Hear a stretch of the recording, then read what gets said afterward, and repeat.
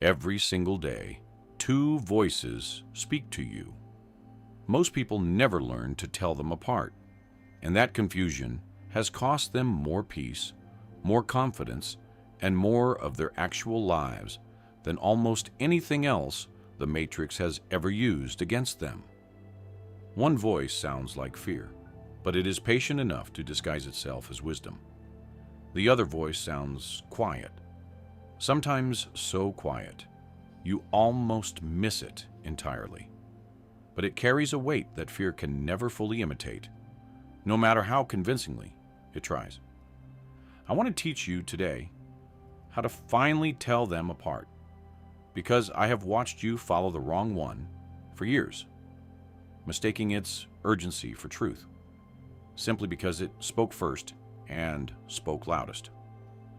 The first voice is the one the Matrix trained into you. It sounds like caution, but it is actually control. It tells you to stay small, to avoid the risk, to protect yourself from a disappointment that has not even happened yet. It speaks in absolutes, always, never. You will fail. You are not ready. Nobody actually wants you here. This voice moves fast, and it moves loud, because it knows that if you slow down long enough to examine it honestly, its logic falls apart almost immediately. This voice is not entirely without purpose. Some of what it says is protecting you from real danger, real consequences, patterns you have genuinely learned the hard way to avoid. But over time, this voice stopped protecting you from danger and started protecting you from growth, from risk, from anything unfamiliar enough to threaten the smaller, safer version of your life it has convinced you to settle for. The second voice is quieter, and that quietness is exactly why so many people miss it entirely. It does not shout. It does not threaten. It does not demand your immediate attention the way fear does. It simply speaks once, clearly, and waits patiently for you to notice it underneath all the noise the first voice has been making.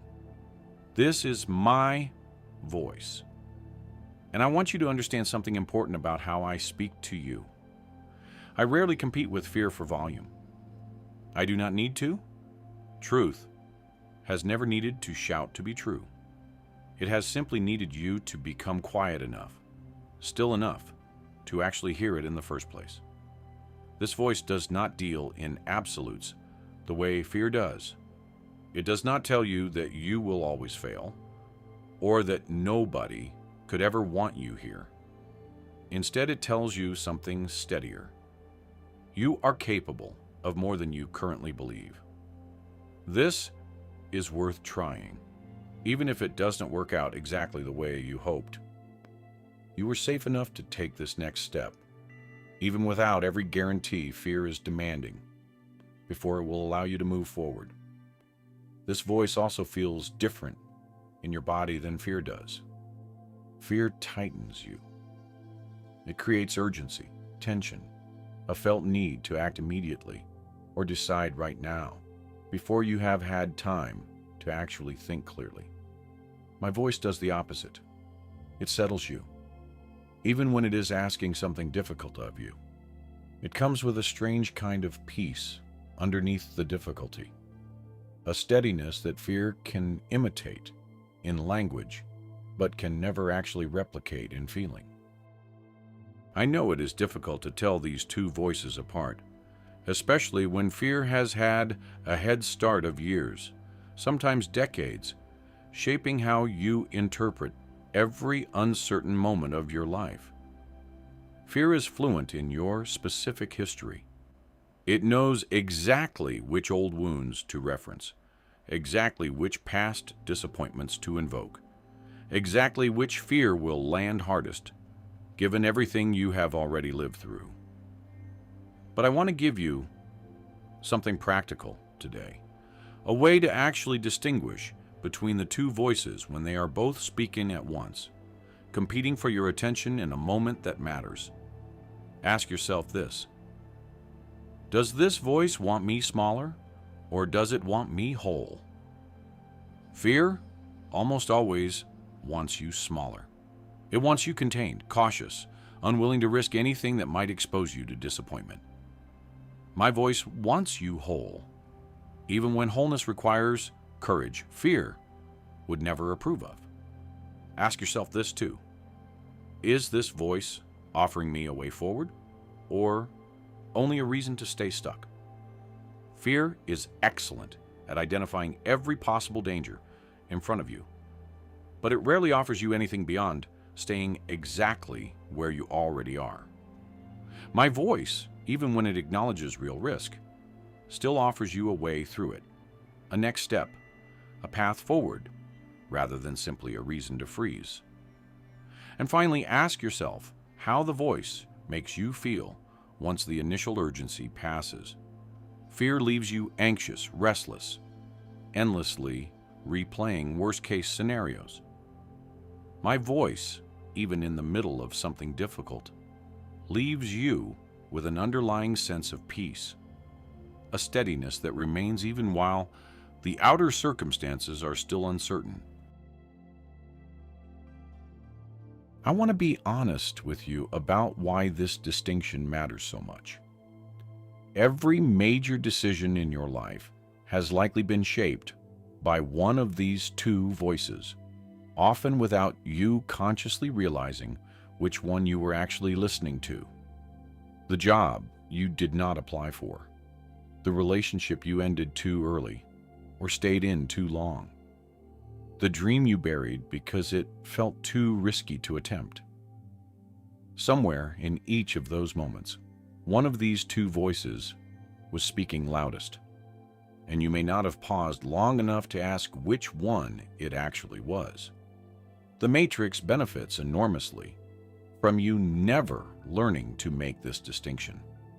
If you cannot tell the difference between fear and truth, you will spend your entire life reacting to whichever voice happens to be loudest in any given moment. Almost always fear, since fear has been given a significant head start by every difficult experience you have ever lived through. But learning to recognize my voice consistently changes the entire trajectory of your life. Not because you stop feeling fear entirely. You will still feel it. It is a natural part of being human, and I am not asking you to eliminate it completely. I am asking you to stop mistaking its presence for its authority. Fear can be present in a room without being the one making the decisions in it. This distinction takes practice. You will not master it after hearing about it once. You will need to keep practicing this discernment, moment by moment, decision by decision, noticing which voice is speaking and slowly training yourself to trust the quieter one, even when the louder one is still shouting in the background. I want to give you a few real examples of how this plays out so you can recognize it more easily in your own life going forward.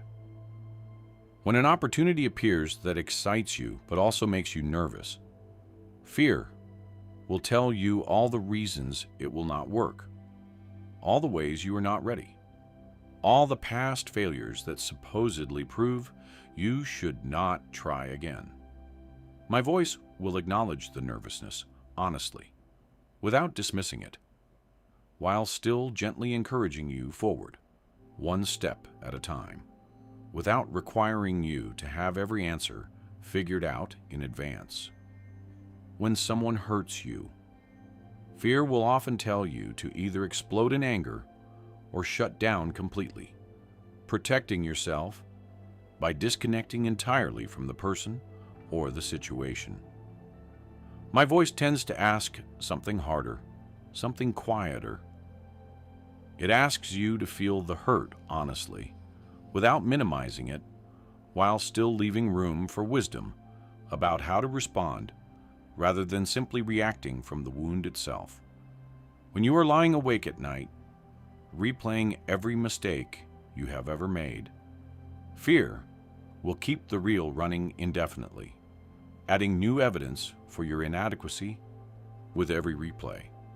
My voice interrupts that reel, gently reminding you that the mistake was real, but it was never the whole story, and that the version of you still capable of growth is more true than the version fear keeps insisting on showing you. So starting today, I want you to practice pausing before you follow either voice.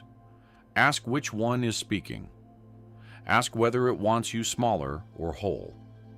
Ask whether it offers you a way forward or only a reason to stay stuck.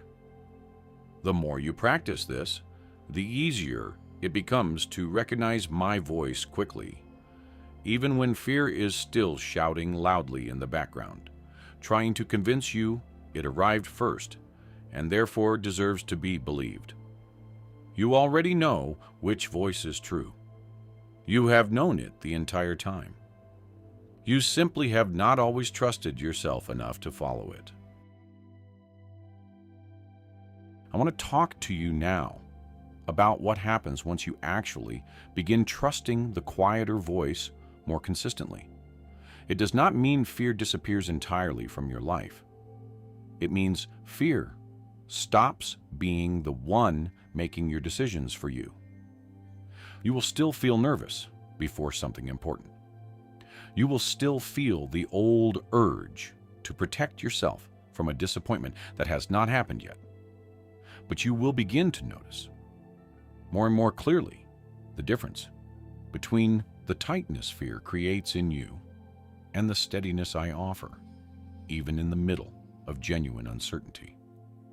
That steadiness becomes easier to recognize the more you practice returning to it, even when the practice itself feels unfamiliar at first. I also want you to notice something about timing. Fear almost always demands an immediate response. It creates a false sense of urgency, insisting you decide right now before you have had time to actually discern which voice is speaking. My voice rarely operates that way. Even in situations that genuinely require quick action, there is almost always enough time to take one breath, one pause, one moment to ask which voice is actually leading you toward the decision you are about to make. This single habit, pausing before reacting, will change more of your life than almost anything else I could teach you today.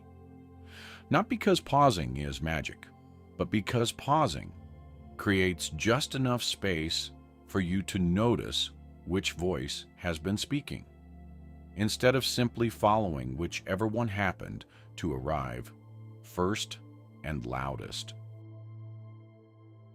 I know this practice will not feel perfect right away. There will be days you follow fear anyway, even after learning to recognize it clearly. That does not mean you have failed at this. It simply means you are human, still learning to trust a quieter voice after years of following a louder one out of habit.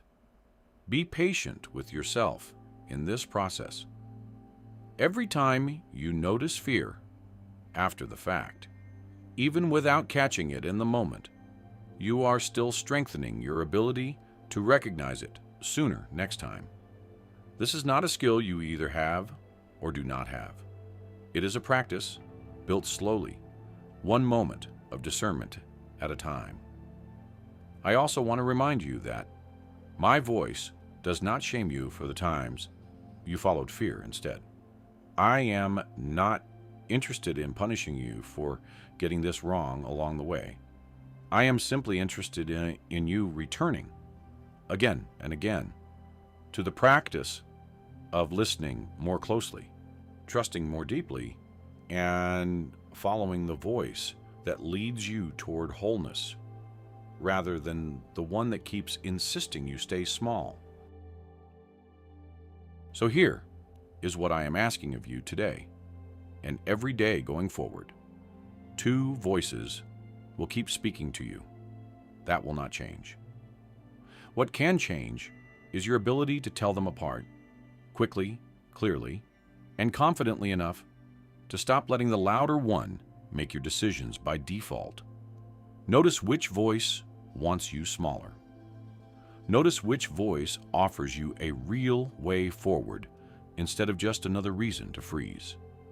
Notice which voice leaves you steady, even in uncertainty, rather than anxious and endlessly replaying worst-case scenarios. You already have everything you need to make this distinction. You do not need new information.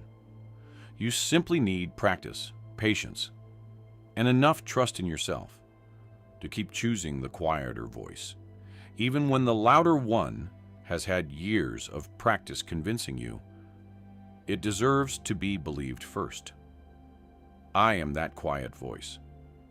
I have been speaking the entire time, patiently, steadily, waiting for you to become still enough to actually hear me over everything fear has been shouting.